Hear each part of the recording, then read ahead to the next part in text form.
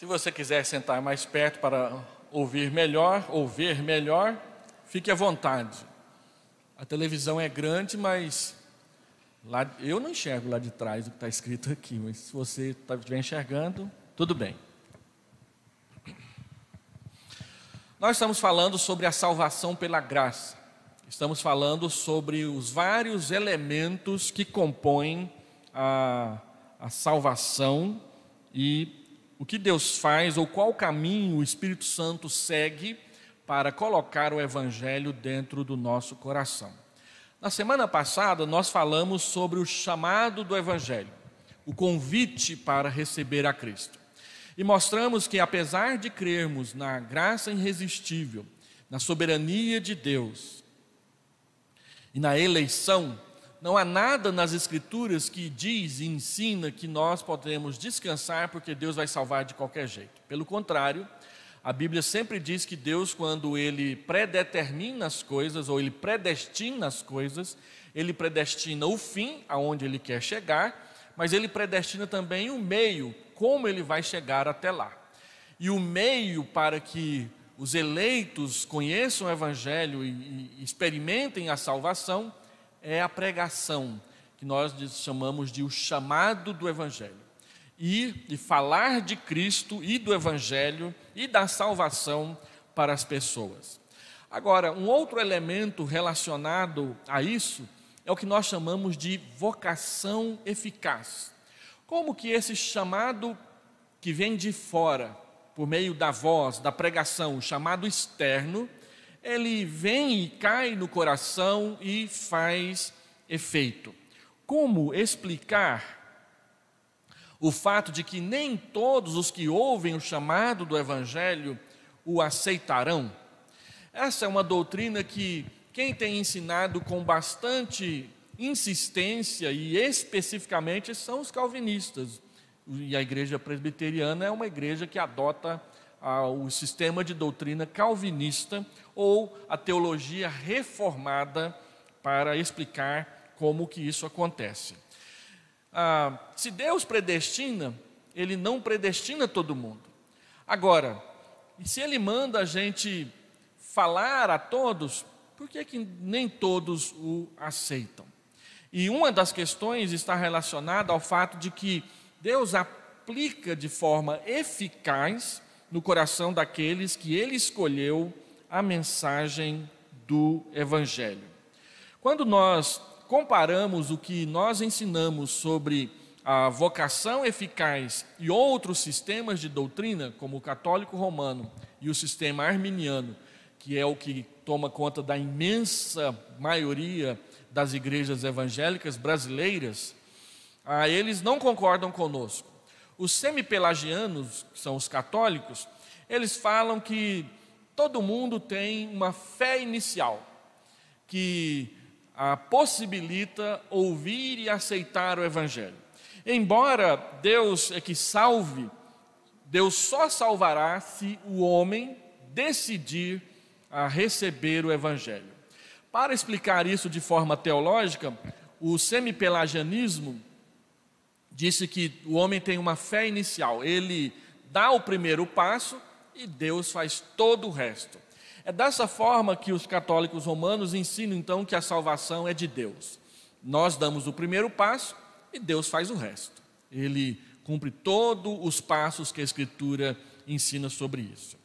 Por outro lado, os arminianos, batistas na sua imensa maioria, cristãos evangélicos, metodistas na sua maioria, e todos os pentecostais e neopentecostais, eles assumem um sistema arminiano que nega tudo o que nós ensinamos sobre a soberania de Deus na salvação. Eles dizem que para que a salvação seja pela graça e ela seja uma obra inteiramente de Deus, Deus nos dá uma pequena antecipação da graça quando nós ouvimos o Evangelho. Eles chamam isso de graça preveniente. Mas essa graça é apenas um pontapé para que você faça o resto.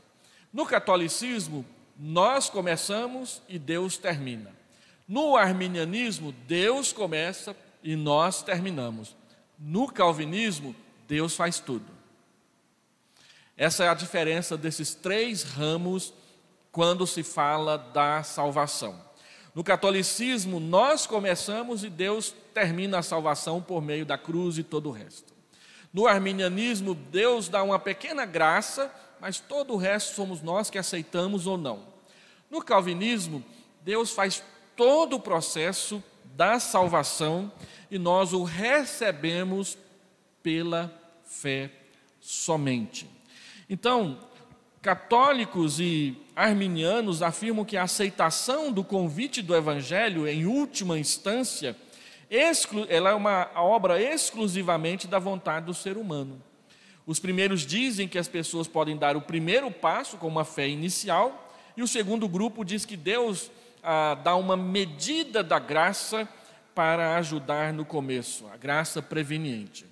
O grande problema é que, para eles, Deus jamais determina o resultado, mas é a vontade humana que determina. No catolicismo é a vontade humana que determina, porque somos nós que temos que começar o processo. Se nós não começarmos, Deus não salva.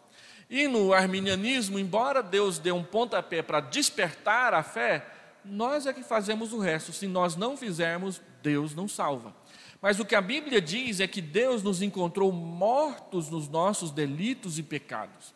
E a pergunta que a teologia reformada faz para arminianos e católicos romanos é: como que uma pessoa morta espiritualmente pode decidir alguma coisa? Então Deus nos salva. A Bíblia diz que Ele nos liberta do império das trevas, Colossenses 1, verso 16 e 17, e Ele nos transporta para o seu reino. Ele não só nos dá a vida, como também Ele nos leva, Ele nos conduz para a vida eterna. A grande questão que causa polêmica entre nós, católicos e arminianos, é a questão da soberania de Deus e a responsabilidade humana. Onde que essas duas doutrinas que são bíblicas, elas entram em contradição, ou onde que elas se encontram. E essa sempre vai ser a dúvida, e esse vai ser sempre o problema para resolver qualquer tipo de discordância no que diz respeito a como Deus nos salva. A soberania de Deus sobre tudo, ou a soberania de Deus sobre tudo, não inclui tudo na visão dos católicos e dos arminianos, por causa do livre-arbítrio. Porque eu tenho vontade livre, então Deus governa tudo menos a minha vontade. No final das contas é isso. E Deus deixa de fora na sua soberania a nossa vontade. Então, ou Ele governa sobre tudo e tudo é tudo, ou Ele governa sobre algumas coisas e tem que ficar lidando com dificuldades para governar em todo o resto. No entanto, a Bíblia diz que quando Deus decide salvar, pode ter livre-arbítrio tanto que for, que Ele nos convence, porque Ele trabalha direto no coração. E ao trabalhar direto no coração, nós chamamos isso de vocação eficaz. Os calvinistas buscam a resposta na graça soberana de Deus. O homem nasce no estado e na condição de pecador, nós chamamos isso de pecado original. O homem é caído em depravação total, ou ele é totalmente depravado e se torna incapaz espiritualmente. Nós temos que tomar cuidado com essa palavra feia, depravação total. A palavra é feia mesmo. E nós, no século 21, damos a ela uma conotação completamente sexual. Então, quando a gente fala de depravação, a gente sempre pensa em pecados sexuais. E pensamos assim no quanto as pessoas são ruins. Então, você é um depravado, você está dizendo que ele é o pior dos piores vezes 3. Mas a palavra ela não tem essa conotação de o ruim do mais ruim. A palavra depravação total, ela quer dizer que o pecado ele atingiu ao homem inteiramente, prendendo-o na perdição. Todas as faculdades da nossa humanidade foram atingidas, foram turvadas, foram distorcidas, foram estragadas pela presença do pecado na nossa vida. Isso não quer dizer que não tem espaço para bondade, para boas obras, para amor, para amizade e essas coisas. Depravação total não diz respeito a isso. O que a depravação total diz respeito é o fato de que tudo o que nós fizermos, inclusive atos de bondade, de amizade, de amor, vão incluir nele as manchas do pecado. Então você ama uma pessoa e você também a trata mal. No casamento, muitas vezes acontece, a pessoa que você diz que mais ama é a que você mais machuca com os pecados que você comete. E algumas vezes, muitas vezes, ou tudo que nós fazemos, nosso olho direito tem que ficar preocupado com o esquerdo, a mão direita tem que ficar preocupada com a esquerda. A gente dá uma esmola e a gente já sai contando vantagem. Olha como eu sou bom. É isso que é depravação total, é a gente perder o equilíbrio das coisas e nunca fazer algo com 100% de pureza. A Bíblia diz em Isaías 64 que as nossas melhores obras, as nossas obras mais boas, não passam de trapo de imundícia na presença de Deus, pano sujo e fedido na presença de Deus, coisas desprezíveis, porque tudo que nós fazemos de bom vem manchado com a presença do pecado. A gente cria um avião e a gente usa o avião para matar as pessoas, não só para carregar as pessoas. A gente cria um microscópio e usa o microscópio não só para descobrir as doenças, usa também para implantar doenças nas outras pessoas. Então, tudo que a gente cria de bom vem manchado com o pecado. Descobre-se a energia atômica para poder melhorar a energia e coloca tudo isso dentro de uma bomba e solta em cima de uma cidade. E assim vai. Eu assisti pela televisão há um tempo atrás uma discussão no Senado Federal dos Estados Unidos a respeito de uma tecnologia que o exército usava lá no satélite, no espaço, para encontrar pessoas aqui na Terra. Foi com essa tecnologia que eles descobriram Saddam Hussein dentro de um buraco no fundo do quintal de uma casa lá no Iraque. E aí uma senadora diz: por que essa tecnologia não pode ser usada em exames como o da mamografia, por exemplo? Se pode se descobrir tanto de tão longe, por que muitas mulheres vão continuar morrendo de câncer de mama só porque essa tecnologia é militar e ela é usada para espionar as pessoas? Tudo o que a gente faz de bom, a gente aplica para o mal. Tudo o que a gente faz para o mal, nem sempre a gente quer aplicar para o bem. Isso é que é depravação total. Tudo que a gente faz vem manchado, vem sujo, vem torcido, vem embaçado com a presença do pecado no meio. E a palavra de Deus diz que é assim que Deus nos encontra para nos salvar. Então nós, calvinistas, somos mais pessimistas com respeito à natureza humana. Nós cremos que, independente da graça de Deus, jamais conseguiremos nos aproximar de Deus. Romanos capítulo 3, versículo 23. Todos pecaram e carecem da glória de Deus. Carecer é necessitar, precisar muito dela. Essa palavra que é traduzida em Romanos 3, 23 por carecer, em algumas outras traduções recebe uma tradução um pouco diferente. Uma outra tradução diz: todos pecaram e não alcançaram a glória de Deus. Não alcançar é tentar e não conseguir. A graça está alta e nós, mesmo levantando na ponta dos pés, não conseguimos pegá-la. Nós não alcançamos a glória de Deus pelos nossos próprios esforços. Uma outra tradução diz: todos pecaram e destituídos estão da glória de Deus. Destituir é perder o direito a. Se você tem um cargo numa escola e você é demitido, você foi destituído daquele cargo. Se alguém é um pastor numa igreja e é mandado embora, ele foi destituído daquela função. Então a Bíblia diz que o pecado nos fez perder o direito à glória de Deus.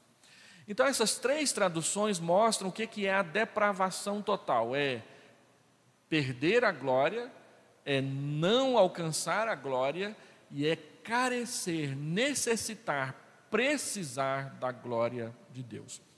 Todos, porque todos pecaram.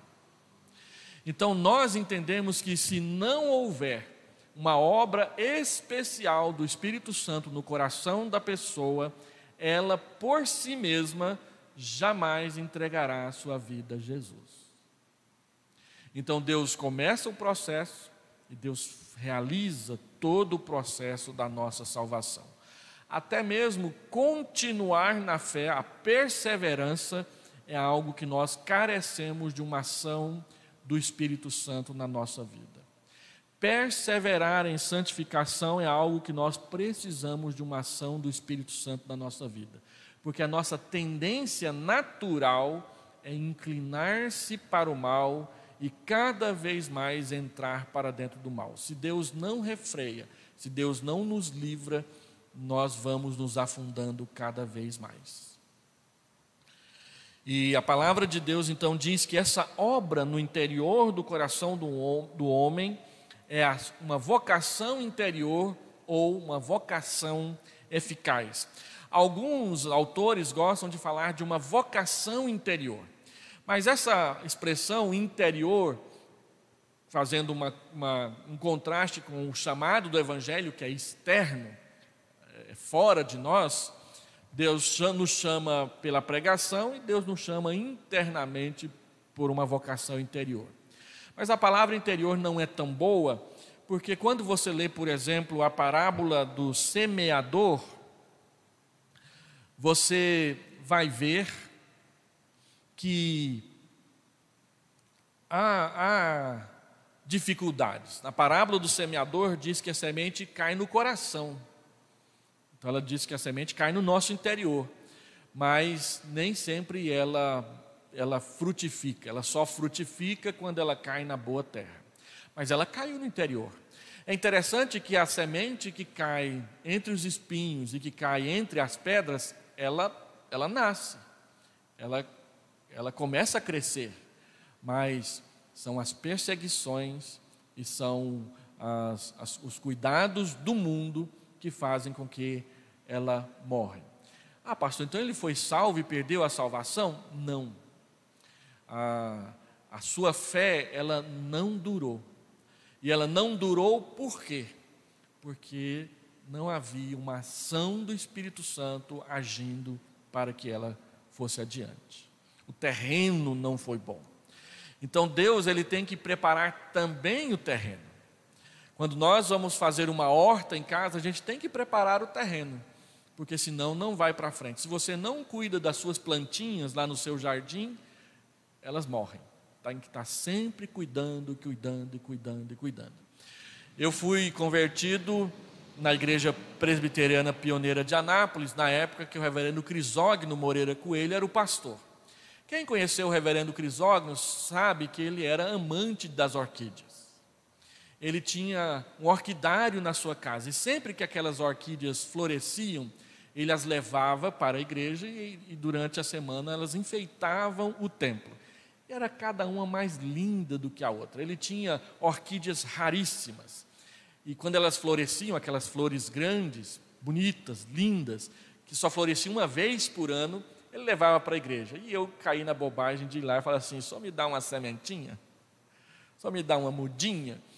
E nesse dia foi difícil. Ele virou para mim e falou assim: não vou te dar não. Por quê, pastor? Você não vai saber cuidar. Isso aqui, se você não cuidar todo dia, não vai para frente. Então não vou te dar não. Eu voltei para casa murcha. Até hoje eu tento ter um orquídea lá em casa e realmente não sei cuidar daquele negócio, né? Tem irmãos aqui que às vezes a gente vai dar uma orquídea de presente: pastor, não me dá nem de plástico, porque de plástico também morre lá em casa. E assim é que acontece com muitos de nós. Deus, ele trabalha no interior. E Ele cuida. E Ele sabe cuidar. Ele não é como a gente. Então, aqueles que ele cuida são aqueles que recebem a vocação eficaz. Uma definição é: o chamado eficaz é o convite do Evangelho feito efetivo para a salvação no coração e na vida do povo de Deus. O Huckman traz uma outra definição.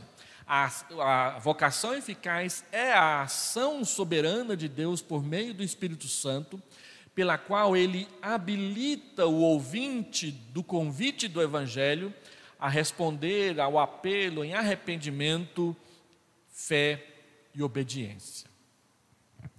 Então, como que é essa vocação eficaz na Bíblia? Primeiro, o homem pode responder naturalmente ao chamado do Evangelho, ele pode dar o primeiro passo, ele pode perseverar por si mesmo no Evangelho. Nós vemos vários textos na Escritura que diz que o homem natural, o homem sem uma ação especial de Deus, não consegue acertar sua vida com Deus. 1 Coríntios capítulo 2, versículo 14. Quem pode ler para nós?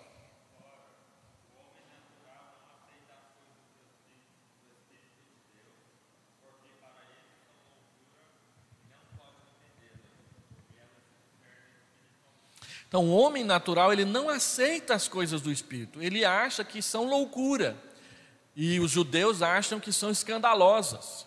Por que ele não aceita? Porque naturalmente ele não pode discerni-las. As coisas espirituais se discernem espiritualmente, é o que diz a palavra de Deus. Então, o homem natural, o homem sem o Evangelho, o homem não regenerado pelo Espírito Santo, ele não combina com as coisas de Deus, ele não aceita as coisas de Deus. Romanos capítulo 8, versículo 7.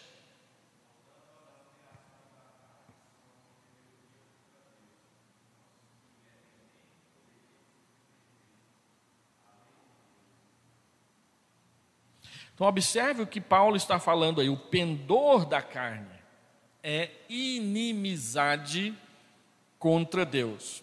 Pois esse pendor, essa inclinação, pendor é inclinação.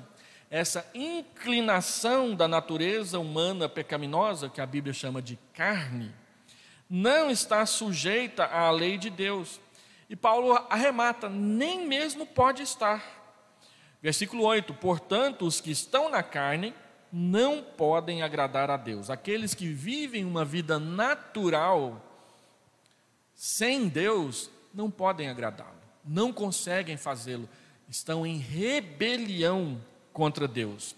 E o texto que todo mundo conhece, alguns já sabem de cor, Efésios capítulo 2, versículo 1 até o versículo 3, o texto que Paulo apresenta os nossos três grandes inimigos e que nos escravizam no pecado para que nós não conhecemos a Deus. Ele vos deu vida, estando vós mortos nos vossos delitos e pecados. Quando é que Deus veio e nos deu vida? Quando a gente estava morto. Morto no pecado, morto nos nossos crimes. Mas ele diz mais: nos quais, os pecados, andastes outrora, segundo três influências, segundo o curso deste mundo. O curso, segundo o príncipe da potestade do ar, o diabo. E terceiro, do espírito que agora atua nos filhos da desobediência, entre os quais todos nós andamos outrora, segundo as inclinações da nossa carne. E éramos, por natureza, filhos da ira, como também os demais. Três coisas. Deus nos encontra e nos dá vida quando estamos mortos. Deus nos encontra e nos dá vida quando somos escravizados pelo mundo, pelo diabo e pela nossa carne, nossa natureza humana pecaminosa. E Deus nos encontra e nos dá vida quando estamos debaixo da sua ira, porque Ele é santo e não admite o pecado na sua presença. Filhos da ira. Essa semana eu ouvi um sermão dentro de um templo presbiteriano que foi difícil engolir. O pastor experiente, ele diz: Deus nunca esteve irado contra nós. Olha aqui, nós éramos por natureza filhos da ira. Alguns líderes têm dificuldade de aceitar que Deus é irado contra o pecado, que Deus odeia o pecado e aqueles que o cometem. Deus odeia o pecado, mas ama as pessoas. Não. Aqueles que cometem o pecado e não se libertam deles, Deus os odeia. É o que diz a Escritura. Para que nós experimentemos o amor de Deus, Ele tem que nos tirar de debaixo da sua ira. Como que Ele faz? Nos dando vida, fazendo com que o seu chamado seja eficaz. E João capítulo 3, versículo 3 e versículo 5, quando Jesus conversando com Nicodemos, importa-vos nascer de novo. Quem não nascer de novo não entrará no reino dos céus. Então você tem que nascer da água e do Espírito, diz o Senhor Jesus em João 3. A palavra traduzida por de novo, ela significa literalmente de cima ou do alto. Então ele está dizendo assim, é necessário você nascer de cima, é necessário você nascer do alto, se você quiser ver o reino dos céus. O que é nascer de cima, nascer do alto? É uma referência ao céu, é uma referência a Deus.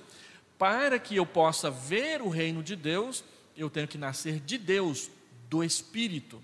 E da água é uma menção ao batismo.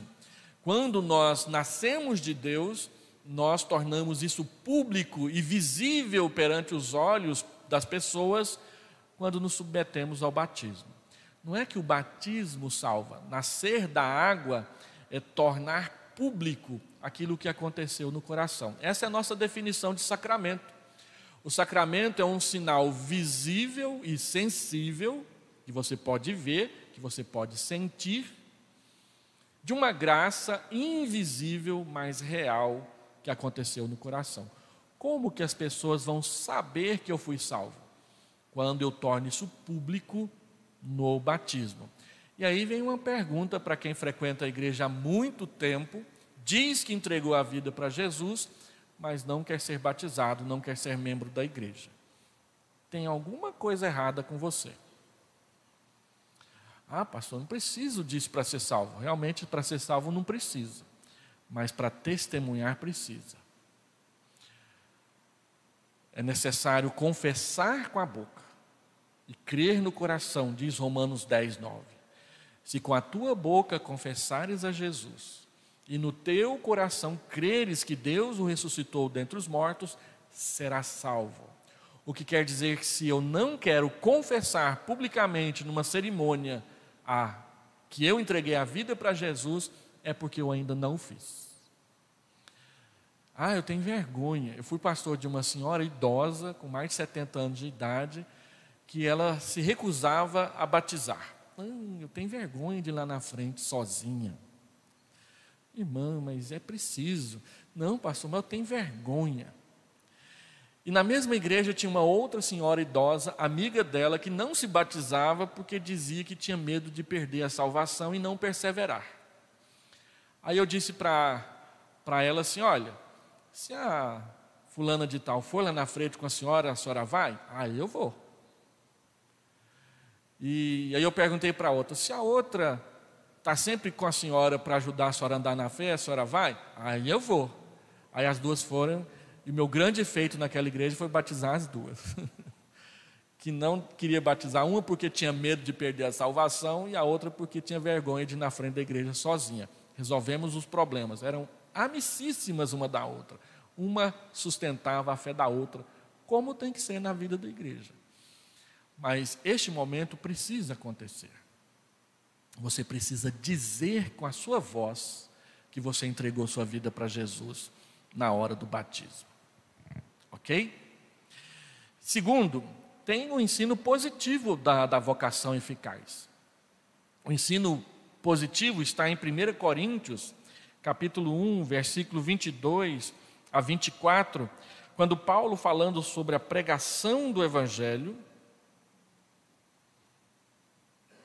ele diz o seguinte: porque tanto os judeus pedem sinais, como os gregos buscam sabedoria, Mas nós pregamos a Cristo crucificado, escândalo para os judeus e loucura para os gentios. Mas para os que foram chamados, tanto judeus como gregos, pregamos a Cristo, poder de Deus e sabedoria de Deus, porque a loucura de Deus é mais sábia do que os homens, e a fraqueza de Deus é mais forte que os homens.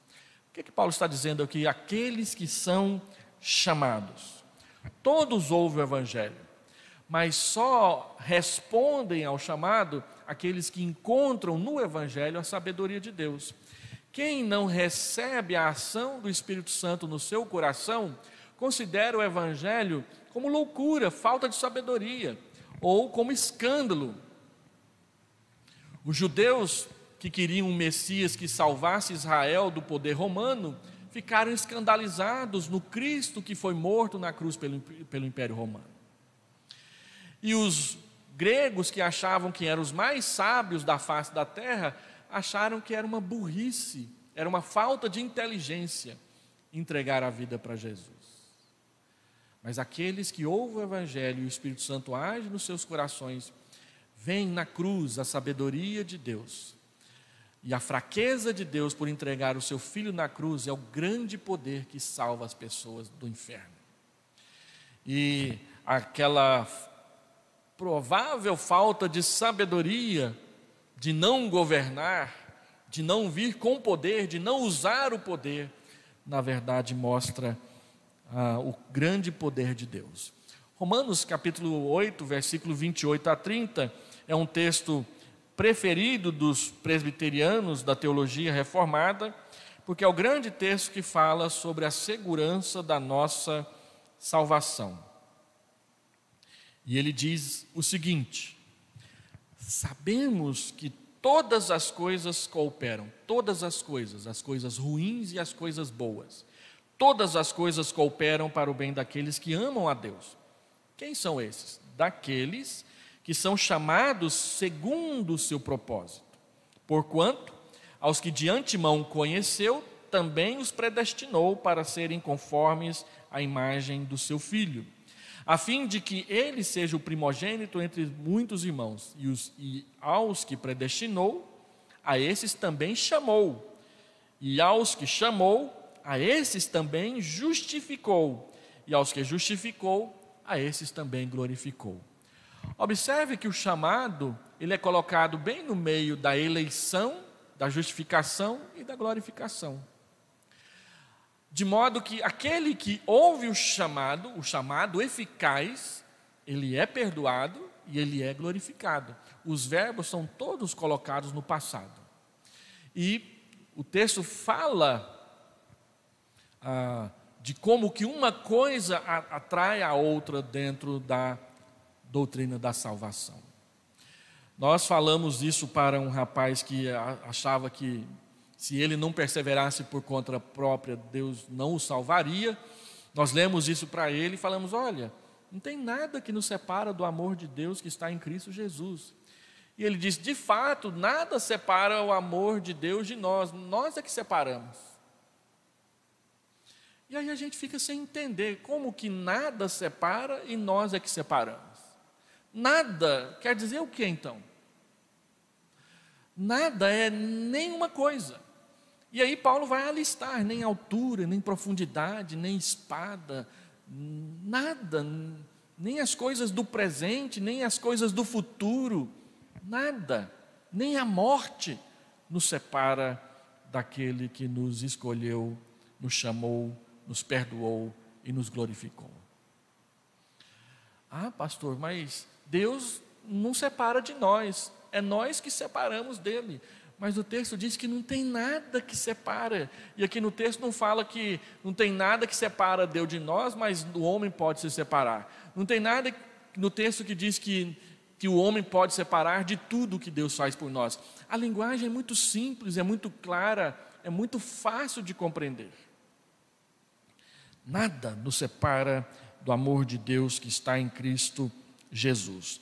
1 Coríntios capítulo 1, versículo 9: fiel é Deus, o qual nos chamou para a comunhão do seu Filho Jesus Cristo. Deixa eu ler literalmente aqui, que fica melhor. Fiel é Deus, pelo qual fostes chamados à comunhão de seu Filho Jesus Cristo, nosso Senhor. Esse acraseado aí, ele traduz uma expressão grega, a expressão eis, que é uma preposição que quer dizer para dentro de. Então, fiel é Deus que nos chamou para dentro da comunhão do seu Filho Jesus Cristo. Chamar à comunhão é chamar para dentro da comunhão. Nós não estamos na periferia do amor de Deus, nós estamos dentro do amor de Deus, depois que respondemos ao chamado. Então, quando nós lemos esse texto, 1 Pedro 2,9, todo mundo sabe de cor, nós somos raça eleita, nação santa, povo de propriedade exclusiva de Deus, chamados para proclamar as virtudes daquele que nos amou. E 2 Pedro 1,10, esse eu não sei de cor, pode ler.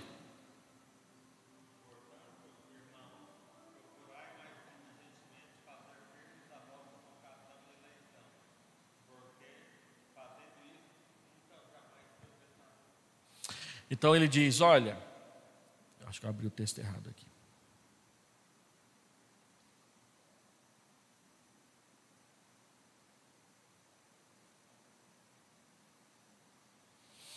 Ele diz que nós devemos trabalhar diligentemente para confirmar a nossa vocação, que é chamado, e eleição. Por quê? Porque procedendo dessa forma, não tropeçareis em tempo algum. Pedro não está dizendo que nós podemos perder a salvação e é por isso que nós temos que confirmá-la. Pedro está dizendo que uma vez que nós fomos chamados, nós devemos trabalhar para que ela seja confirmada, ou seja, ela seja feita sólida no nosso coração cristão. E quais são os alvos, então, dessa eleição, ou dessa vocação eficaz? A palavra de Deus diz que Deus não dá ponto sem nó. Ele nos chama, mas Ele não só nos chama para a gente estar por aqui. Ele nos chama com propósitos. E há vários textos na Escritura que mostram os propósitos do chamado.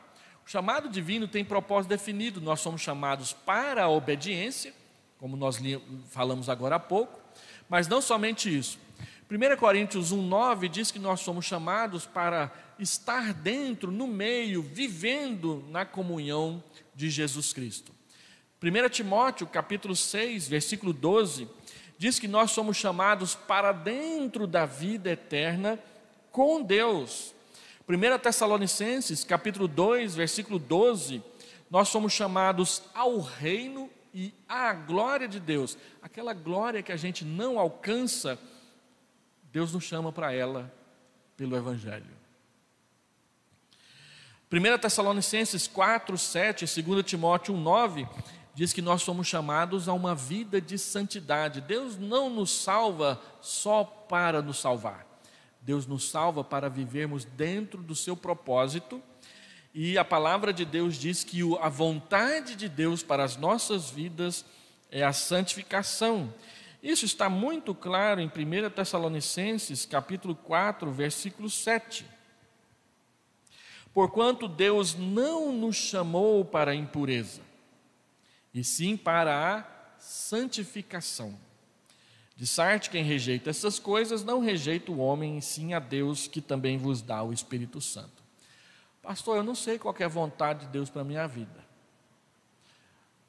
Primeiro ponto, a Bíblia diz que a vontade de Deus para a sua vida é a sua santificação. Qualquer coisa que você escolher fazer, que te afaste da santificação, não é vontade de Deus para você. Ah, pastor, mas eu quero falar assim, a vontade específica. Eu vou casar com a menina do olho verde ou do olho azul? Eu vou ganhar um salário bom ou eu vou viver sofrendo igual todo mundo? Será que o meu carro vai ser verde ou vai ser vermelho? Irmãos, Ter um carro já é motivo de muita gratidão. Se vai ser verde, vermelho ou branco, é outra história. É outra história. Então, a gente quer saber a vontade específica para a gente não ter que tomar decisão, para a gente depois não assumir a responsabilidade. Deus não é assim. Quando você pega aquele livro A Quarta Dimensão, do Paul Yong-Chu, e ele diz que Deus só atende o seu pedido se ele for específico, então é que você fica doido mesmo. Então, se você quer uma bicicleta, você tem que dizer: eu quero uma bicicleta Monarch modelo 97 azul. É assim que você tem que orar para Deus, diz o Paul Yong-Chu. Deus não responde, ele diz lá no livro, porque ele não sabe o que a gente quer. Ele quer uma bicicleta, mas qual bicicleta que ele quer? Como se Deus tivesse essas dificuldades, né? Não é bem assim. É claro que se a gente orar de forma específica, e a resposta vem específica, o testemunho é maior. A Joyce, minha filha, queria uma cadelinha, e ela ficou 2 anos azucrinando a cabeça da Edneia para ganhar uma cadelinha. E aí a Edneia veio azucrinar a minha cabeça para a gente resolver se deixava ou não, porque a Edneia não queria aquela coisa toda. Mas um dia ela nos venceu pelo cansaço. E aí eu pensei assim, eu vou dificultar um pouquinho. Joyce, tá bom, você pode ter uma cadelinha, um cachorro, mas se for uma cadela, chihuahua mestiça com pincher e malhada de branco com marrom. E ela foi orar. Isso foi domingo, 5:30 da tarde. Segunda-feira, 9:30 da manhã, ela me liga: pai, achei o cachorro. Como é que é, filha? Eu achei o cachorro. Pincher mestiça com chihuahua, branca malhada com marrom e fêmea. Custa R$60, só tem que pagar. E eu fui lá ver e era do jeitinho que a gente tinha falado. Está lá em casa há 15 anos essa cadelinha. Aí o testemunho fica maior. Mas não é assim toda vez. Não é? Deus é específico na sua providência, e nós que confiamos na providência de Deus temos experimentado isso. A saber disso nos dá tranquilidade, mas no geral o que Deus quer é a sua santificação. Qualquer coisa que você fizer, desejar, que te afasta da santidade, não é vontade de Deus para você. Porque a vontade de Deus é a vossa santificação. Isso tem a ver com quem você namora, quem você casa, onde você trabalha, o que você faz, o que você assiste, o que você ouve, o que você lê. Tudo o que você faz dentro dessa lista que te afasta da santidade, não é vontade de Deus para a sua vida. Mas tudo o que você faz dentro dessa lista que te aproxima de Deus, é a vontade de Deus para a sua vida. Então você tem que procurar uma mulher que vai ajudar você a se santificar, e você tem que ajudar a santificá-la no casamento. No namoro é assim, no casamento é assim. No trabalho eu preciso procurar um trabalho onde não só eu tenha realização profissional e sustento para a minha casa, mas acima disso, santidade. Então, será que um local onde a mentira é a forma de trabalhar é um local para eu estar? Pastor, mas se eu não mentir, eu vou ganhar menos. E se você ganhar mais e lá no dia do juízo Deus falar: e aí? Valeu a pena? Quantas pessoas se afastam de Deus por ganhar mais? Enquanto que eu posso me realizar muito bem, às vezes ganhando menos, tendo o que comer e com quem me vestir, estejamos contentes. 1 Pedro, capítulo 2, versículo 21, diz que Deus nos chamou para seguir os passos de Cristo, mesmo quando nós sofremos por causa disso. 1 Pedro 2, 21. Porquanto para isto mesmo fostes chamados, pois que também Cristo sofreu em vosso lugar, deixando-vos exemplo para seguirdes os seus passos. O exemplo que Jesus deixou para a gente seguir aqui é o exemplo de sofrimento. O texto está falando de sofrimento. nós também fomos chamados para sofrer. E nós fazemos de tudo para não sofrer. Se vamos sofrer, então é melhor sofrer fazendo o que é bom e agradável a Deus do que sofrer fazendo o que é errado, que não agrada a Deus. Gálatas 5,13 diz que nós somos chamados para a liberdade da lei, a liberdade da condenação do pecado, para servirmos a Cristo. E Paulo diz em Filipenses 3,14 que nós fomos chamados para ganhar o prêmio da soberana vocação. A vocação eficaz é fruto da soberania divina, mas ela traz ao cenário a nossa responsabilidade em corresponder a esse chamado por meio de uma vida digna de Deus. A magnitude da graça enaltece a obrigação, não enaltece a leviandade. Onde abundou o pecado, superabundou a graça, não para que a gente pecasse mais, para que viesse mais graça, mas para que nós obedecêssemos ao chamado de Deus para a nossa vida. Então, pensando nesses alvos da graça, Calvino diz o seguinte: a vocação eficaz nos convoca,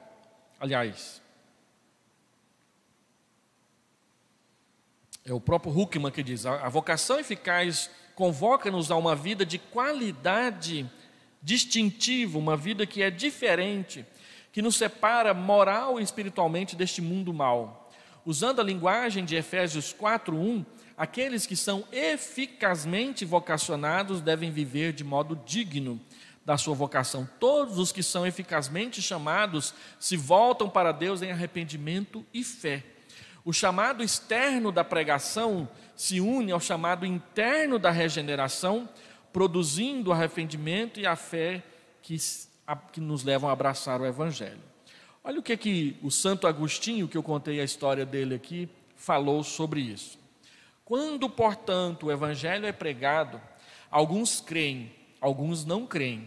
Mas aqueles que creem, atendendo à voz do pregador vinda de fora, ouvem a voz do Pai no interior e aprendem ao passo que os que não creem ouvem exteriormente, mas interiormente não ouvem nem aprendem. Isso quer dizer que àqueles é dado crer, mas a estes não. Por quê? Ninguém pode vir a mim, diz Jesus, se o Pai que me enviou não o trouxer. Quem vem a Cristo, só vem a Cristo porque o próprio Deus o traz. Não tem fé inicial, é Deus quem traz. Não tem uma graça preveniente para a gente fazer o resto, é Deus quem traz. Deus chama e Deus traz. 3 objeções só para a gente ir para casa pensando nelas. É claro que essa doutrina não é 100% aceita por aí. Então a primeira crítica diz que a doutrina do chamado eficaz tira o incentivo para o evangelho e para as missões. Se é Deus que tem que chamar lá dentro do coração, então para que eu vou pregar? E a nossa resposta ela é tripla. Primeiro, a pregação e o ensino são os meios ordenados por Deus para arrebanhar os salvos e trazê-los a Cristo. Deus diz que Ele quer salvar e vai salvar, e é para nós irmos pregar para as pessoas. Segundo, não sabemos quem são os eleitos, mas somente Deus sabe, e Ele nos enviou para pregar exatamente para chamá-los. Eu não sei quem são os eleitos, mas Deus sabe, e Ele nos chamou para ir lá buscá-los. É nosso papel. Terceiro, a história da igreja, ela demonstra claramente que os calvinistas sempre estiveram na vanguarda, na frente do trabalho missionário. Quando eu fui pela primeira vez no CBM, o Congresso Brasileiro de Missões, lá em 2008, o reverendo Marcos Agripino, que é o secretário executivo da PMT, ele diz: vem cá que eu vou te mostrar uma coisa interessante. Lá tinha um salão com mais de 300 agências missionárias. A maioria delas tinha pelo menos um presbiteriano na diretoria. a maioria, tinha pelo menos um presbiteriano na sua liderança. As maiores tinham na sua diretoria calvinistas. As maiores tinham na sua diretoria calvinistas. Os calvinistas sempre estiveram envolvidos com missões. Então, essa conversa de que essa doutrina tira o vigor espiritual para pregar o evangelho é mentira da oposição. É dito para que as pessoas desistam do nosso meio e vão para o meio deles. Igrejas pentecostais e neopentecostais sempre cresceram às nossas costas. Vieram buscar aqui dentro os peixes já pescados. Está assim de presbiteriano na Assembleia de Deus. Porque acredita nessa mentira de que nós não pregamos o evangelho. O que nós não fazemos é pregar a igreja e ir para a televisão fazer isso. Nós pregamos a Cristo crucificado, que é quem salva as pessoas do inferno. No dia do juízo, Deus não está preocupado com esta ou com aquela denominação. Ele está preocupado com quem ouviu o evangelho e pregou o evangelho. É com esses que Deus está preocupado. E é a estes que Ele vai abençoar. Segunda objeção. A doutrina coloca nas mãos dos incrédulos uma desculpa que justifica a sua rejeição ao chamado do evangelho. Quando elas dizem assim, já que eu não sou eleito, por que eu receberia a Cristo? Não sou eleito mesmo. Deus é o verdadeiro culpado pelas pessoas não crerem. Quantas vezes a gente vai falar com uma pessoa, a evangelização está difícil, e ela fala assim, eu não sou salvo mesmo, eu não sou eleito mesmo, então eu não vou lá para a igreja não. Todo mundo que prega o evangelho já ouviu uma vez ou outra alguém falar isso. É uma desculpa esfarrapada. Não tem nenhum lugar na Bíblia que diz que Deus aceita a culpa porque eu não criei no Senhor Jesus. Pelo contrário, a Bíblia diz, olha, se você não crê, a culpa é sua. O que essa doutrina deixa claro é que se Deus não agir, nós não conseguimos. Então, em vez de falar assim, porque eu não sou eleito, a pessoa tinha que se arrepender, se quebrantar e buscar de Deus a bênção do evangelho. Quem rejeita o chamado do evangelho só pode culpar a si mesmo, pois a rejeição ao evangelho é a resposta natural do incrédulo. Eu rejeitei o evangelho inúmeras vezes antes de crer nele. O pastor chegava para a gente e falava, você não quer receber a Cristo e se tornar membro da igreja? Eu falei, não, é muita responsabilidade. Houve um dia em que eu cheguei diante de Deus e falei, não, eu não sirvo para ser crente, Deus. Estou abandonando a igreja agora. 15 minutos depois que eu tomei a decisão de abandonar a igreja, chegou lá em casa uma correspondência com um folheto, e o folheto tinha o texto com o título Volte. Era um folheto para pessoas desviadas da igreja. Eu fui desviado do evangelho 15 minutos da minha vida. E para mim isso é prova do chamado do evangelho. Deus prepara tudo e chega na hora certa para resolver as questões. Então, quem rejeita o evangelho o faz naturalmente. A nossa resposta natural é não aceitar. Mas Cristo abre a nossa mente, e quando Ele abre a nossa mente, não tem desculpas. Por último, essa doutrina viola o paradoxo entre a soberania divina e a responsabilidade humana. Lembra daquele paradoxo que nós falamos? Deus é soberano e o homem é responsável. As duas coisas são ensinadas na Bíblia. A gente tem muita dificuldade de equilibrar as duas, mas a gente não tem nenhuma dificuldade de aceitar as duas. Deus diz que Ele é soberano e governa tudo, e nada acontece sem que Ele coloque a mão. E por outro lado, Deus diz que Ele nos responsabiliza por tudo. Deus não criou máquinas, Deus não criou robôs. Na internet, quando você quer entrar às vezes num aplicativo que você é inscrito, aparece lá uma etapa com a seguinte frase, não sou um robô. Aí você clica lá, Aí de repente aparece um monte de fotografia com a pergunta: qual dessas fotografias é um trem? E aí você tem que olhar qual fotografia é um trem, você clica em cima, e aí ele coloca aquele confere, não sou um robô, ou seja, não é uma máquina que está, não é um spam que está tentando entrar aqui. Nós não somos spams, nós não somos robôs, nós não somos máquinas. Deus diz que nós temos que responder, e nós somos responsáveis por isso. Deus diz que Ele governa, e nós estamos debaixo do seu governo. 2 ilustrações para terminar. Primeira delas, digamos que você esteja lá se afogando, perto da praia, você está vendo seus amigos lá na praia, e aí você, socorro, socorro, socorro, socorro, socorro. E os seus amigos, tem um cara afogando lá, tem uma senhora afogando lá. E aí eles gritam para você que está aí afogando, nade até aqui. Vai resolver? Vai afogar mesmo. O que essa pessoa precisa? De alguém que fala para ela nadar até a praia? É o que ela está tentando fazer, mas não consegue. Ela precisa que alguém vá até lá e a busque. Isso é que Deus fez por nós. Ele nos viu lá, tentando e não conseguindo, e nos trouxe, com o seu braço forte, com a sua mão estendida, com a sua graça, que nós não merecemos. Ou digamos que você esteja lá se afogando e Deus é que vai me salvar.